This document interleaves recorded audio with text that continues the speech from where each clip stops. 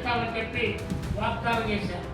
ఒక్క అంశాన్ని మనం పరిగణలోకి తీసుకుంటే 2014లో నరేంద్ర మోడీ గారు అధికారంలోకి వచ్చిన నాటికి ఈ దేశం యొక్క అప్పు కేవలం 55 లక్షల కోట్ల రూపాయలు.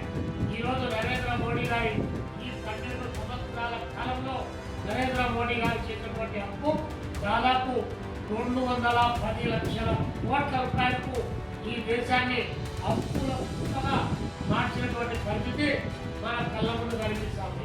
నాడు మన దేశ జనాభాలో 2014లో 45,000 రూపాయలు మాత్రం ఒక్కొక్క తలకాయపై అప్పుంటే ఈరోజు 1,45,000 రూపాయలు ఒక్కొక్క తలకాయ పైన అప్పు మిగిలింది. ఇదేనా ఈ 12 సంవత్సరాల కాలంలో నరేంద్ర మోడీ గారు సాధించినటువంటి ప్రగతి అని చెప్పి ఈ సందర్భంగా అడుగుతా ఉన్నాం.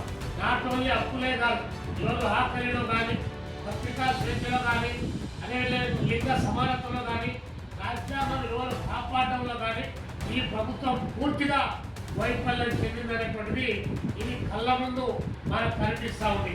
దానికి ఉదాహరణగా మనం ఈరోజు తీసుకుంటే రైతాంగానికి సంబంధించిన దాంట్లో తీసుకుంటే 2012లో 1,42,000 మంది రైతాంగం ఆత్మహత్య చేసుకునేటువంటి లెక్కలు ఉన్నాయి. కానీ ఒక్క 2024 వచ్చినప్పటికే 4,76,000 మంది ఈరోజు రైతులు ఆత్మహత్య చేసుకున్నారంటే మరి ఈ ప్రభుత్వం నిరుద్యోగులు ఆదుకోలేకపోయింది. పెరుగుతున్నటువంటి నిత్యావసర వస్తువుల ధరలు వాటిని అరికట్టలేకపోయింది.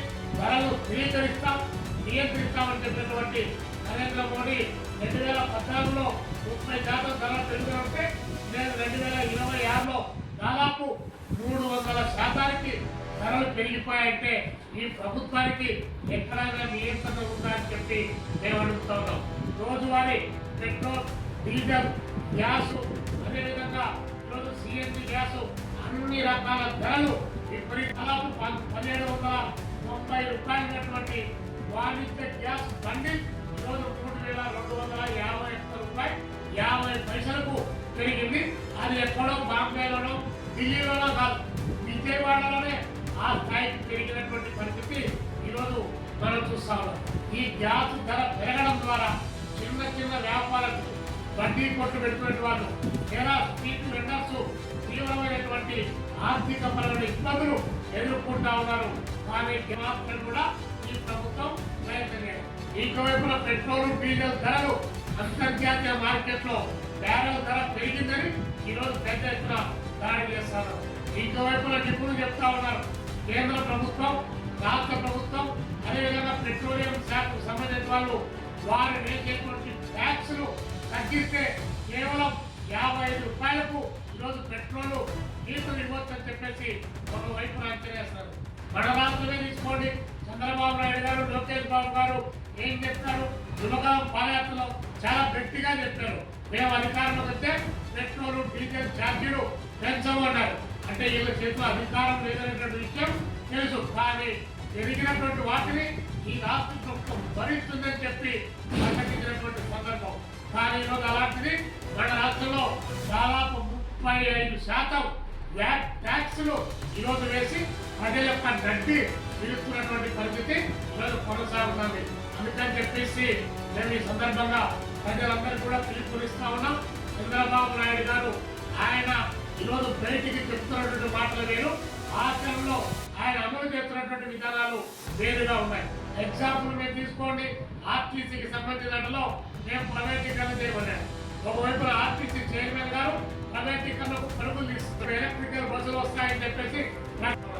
ఇంత గ్యాస్ కొరత ఈ రాష్ట్రంలో ఏర్పడతా ఉంటే మన దగ్గర రాజమండ్రిలో ఉన్నటువంటి రిలయన్స్ గ్యాస్ కు సంబంధించిన దాంట్లో ఉంటే ఆ రిలయన్స్ గ్యాస్ ఇక్కడ నుంచి గుజరాత్ కు ఆయన తరలించుకోకపోతున్నాడు.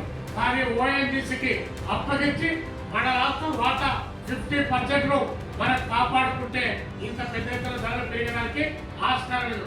పైగా రిలయన్స్ పైన 25,000 కోట్ల రూపాయలు అంటే అక్రమాలకు పాల్పడ్డారని చెప్పి 25,000 కోట్ల రూపాయలు ఫండ్ చేశారు. అయినా ఈ ప్రభుత్వం ఎక్కడ కూడా ఆ మల్టీనేషనల్ కంపెనీలకు, కార్పొరేట్ కంపెనీలకు ఊడిగ చేయడంలో ఎక్కడ కూడా తగ్గినటువంటి పరిస్థితి ఈరోజు రాష్ట్రంలో కనిపిస్తాం. ఈ నేపథ్యంలో 1వ తారీఖు నుంచి 7వ తారీఖు వరకు దీనిపైన పెద్ద ఎత్తున ప్రచార క్యాంపెయిన్ చేయమని చెప్పేసి, అదేవిధంగా 9వ తారీఖు రాస్తారోకల్లో పెద్ద ఎత్తున పాల్గొని కేంద్ర రాష్ట్ర ప్రభుత్వాల యొక్క ప్రజా వ్యతిరేక విధానాలపైన పోరాటానికి సిద్ధంగా చెప్పి పిలుపునిస్తా ఉన్నాం.